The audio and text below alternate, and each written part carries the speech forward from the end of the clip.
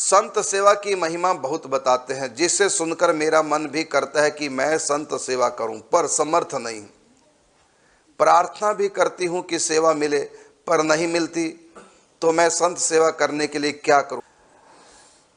संत सेवा की तो बहुत महिमा है, ये तो आप सुन ही रहे हैं। श्रीमद् भक्तमाला ग्रंथ में आधे भक्तों की चर्चा के लिए यही साधन किया, संत सेवा।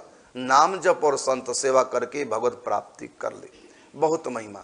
अब आपका प्रश्न है कि मेरे पास समर्थ नहीं, इसके लिए है, देखिए एक ब्रज के भक्तमाल में कथा आती है।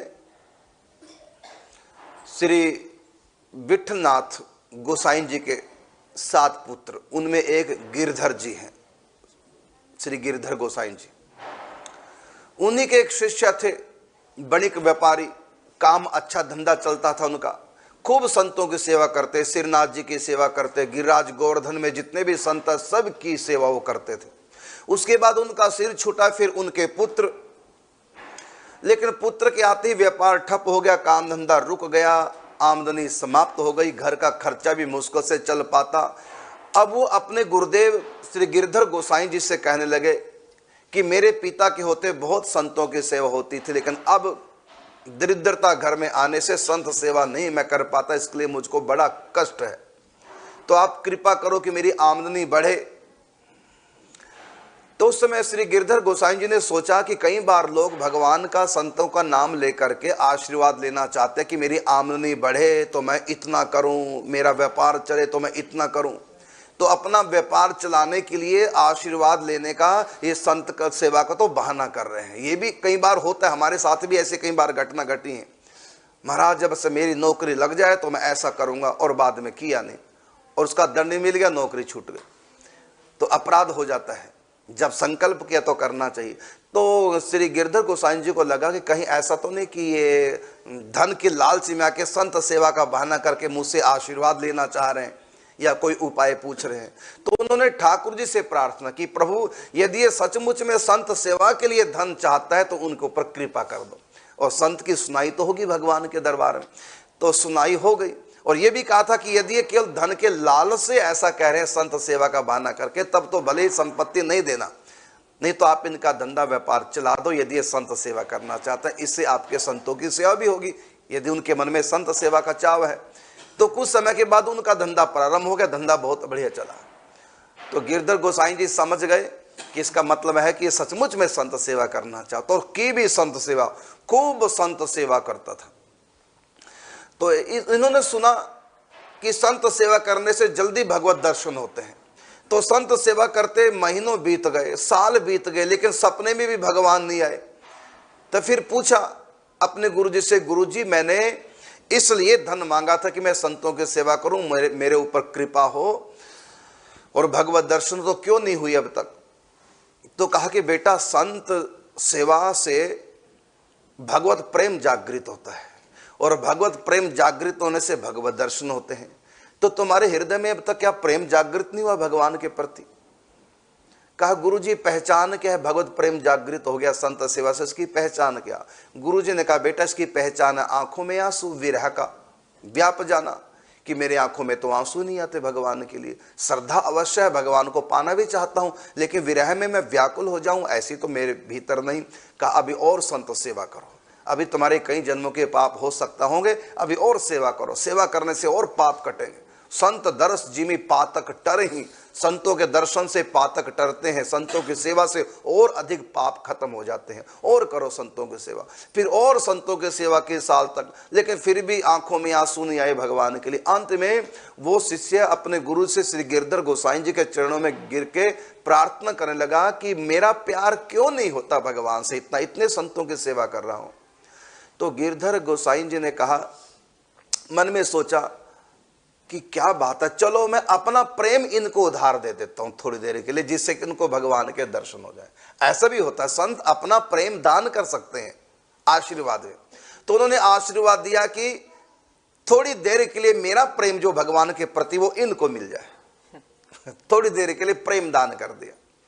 और कैसे प्रेम दान किया, उनको गले लगा के प्यार किया।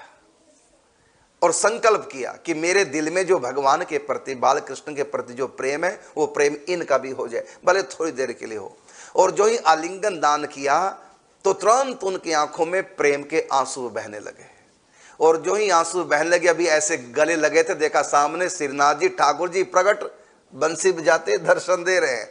और दर्शन दिए, तुरंत गायब हो गए, क्योंकि थोड़ी देर के लिए प्रेम दान किया था श्री गिरधर गोसाई ने। तुरंत ठाकुर जी गायब हो गए। अब ये व्याकुल है, तो सोच रहे कि इतना रो रहे हैं, इस समय इनको दर्शन हो जाने चाहिए थे, कि तुम रो रहे हो, तुमको दर्शन क्यों नहीं हो रहे हैं? उन्होंने कहा हो गए। फिर क्यों रो रहे हो? इसलिए रो रहा हूं कि ढंग से दर्शन कर ही नहीं पाया, गायब हो गए, तुरंत अंतर्धान हो गए। ऐसा क्यों? रोने लगे व्याकुल। तब मन ही मन प्रार्थना की श्री गिरधर गोसाई जी ने, गुरु जी ने ठाकुर जी से कि प्यारे, जब आप प्रकट हो गए थे, कृपा आपने की दास पर, तो थोड़ी देर तक रहते आप, तो एकदम अंतर्धान क्यों हो गए? जी भर के आपको, आपके दर्शन भी नहीं कर सका। आखिर भगत से क्या अपराध हुआ है? यदि कोई अपराध इनसे हुआ है, इतने दिनों से आपके संतों की सेवा कर रहे हैं, संतों की सेवा करने वाले के तो हृदय में आपका प्रेम जागृत होता है, और प्रेम से आप प्रकट होकर दर्शन देते हैं। तो आप कृपा पूर्वक प्रकट हुए, लेकिन एकदम अंतर्धान क्यों हो गए? तो भगवान ने कहा कि ये अपराधी है, इसके अपराध का परिमार्जन नहीं हो सकता। कहा प्रभु बता दीजिए क्या अपराध है, और ऐसा कौन सा अपराध है जो परिमार्जन नहीं हो सकता? का अपराध ये है कि इसकी संतों के प्रति बहुत निष्ठा, इसके पिताजी की भी थी और इनकी भी संतों के प्रति बड़ी निष्ठा, और सेवा के लिए ही इन्होंने तुमसे वरदान मांगा संपत्ति को, और संपत्ति मैंने दे भी दी, और ईमानदारी से संतों की सेवा भी कर रहे हैं। लेकिन इनमें एक कमी है, ये महद अपराध कर रहे हैं, मेरे संत का, मेरे भगत का अपराध कर रहे हैं। कि कौन से संत का अपराध? कहा कि इनकी जो धर्म पत्नी है वो भी संत है, गृहस्थ में रहकर मेरे संतों के प्रति बड़ा लगाव रखती है, बहुत सेवा का भाव, लेकिन ये उनको संत सेवा करने नहीं देते। अकेले आते हैं संतों की सेवा करने, वो भी संग में आना चाहते हैं, पत्नी को रोक के रखते, तू घर में ही रह, बाहर नहीं। तो मेरे संतों की सेवा से ये रोक रहे, इसलिए संत अवज्ञा हो गई।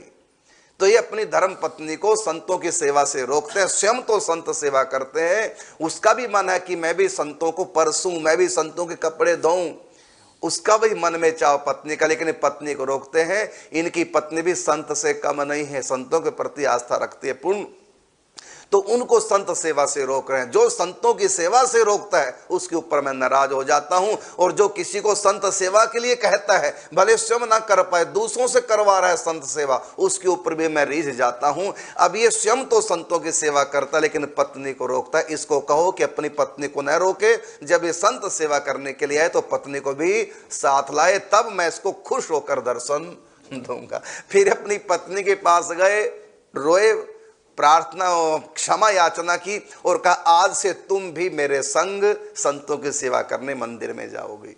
अब वो आने लगी, अब ठाकुर जी हर रोज उसके साथ में प्रेम के खेल करने लगे। इतनी महिमा है संतों की। अब इनका प्रश्न था कि मेरे पास तो कुछ है नहीं, अब मैं संत सेवा कैसे करूं?